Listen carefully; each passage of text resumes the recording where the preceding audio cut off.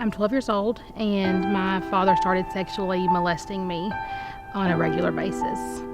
Very quickly, after my mother moved in with us, she began to sell us for groceries and allow men, neighbors, family, and friends to have access.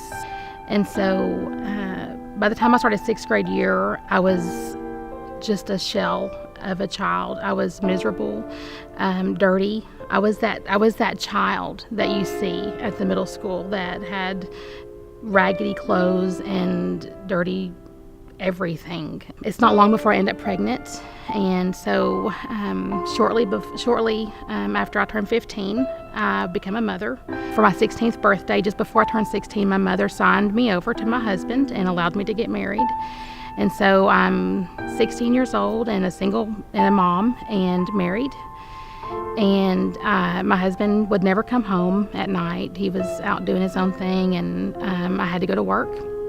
And so for the most part, I would walk to work about 5 miles, and many times I would have my daughter in a stroller, and she would sit in the drive-thru while I worked. The marriage didn't last.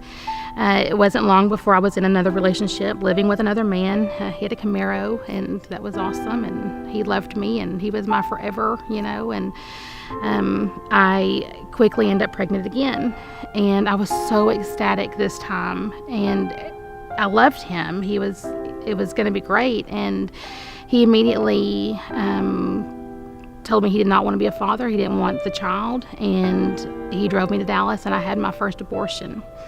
The supposedly quick fix has turned into a lifetime nightmare that I could never forget. Again, that relationship didn't last, but I did end up getting pregnant again about a year later. I had to provide for my kids. Working at a hamburger joint wasn't going to do it. And so I had some friends suggest that I go to the Gentlemen's Club. They're always hiring. And so I did. And I immediately go in, and it's crazy, the atmosphere, and they hired me on the spot. There was money everywhere. I'll never forget just seeing stacks and stacks of ones and 20s and $100 bills. And by the end of the first set, I had several shots of tequila and over $1,000, and was immediately drunk on tequila and even drunker on the money, and realized how easy it was. We had rented a mobile home from some friends, and it burned down shortly after we moved in. It was through that God really came in and started changing things in my life. He ended up moving us directly across the street from a Precious family that owned a tea room, and across the highway from the church where I would soon give my heart to Jesus. It was for the first time I met people that were real and that they just loved Jesus. And that was foreign to me, and they were nice to me, and they loved me, and that was not something I was used to. For people to be kind cost me something, always. Kindness is not free. And so they began to invite me to church. I wouldn't go, and I really expected that to damage our relationship, and they just loved me. They loved me right where I was at, and they prayed for me. And eventually I said yes, I would go to church.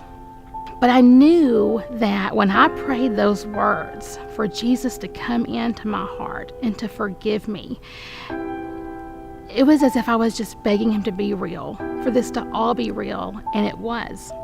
Right after I accepted Jesus as my Savior, I had a very precious friend, and she invited me to a women's conference. Come February, I'm at my very first Feminar, and it was the first Christian women's event I had ever been at.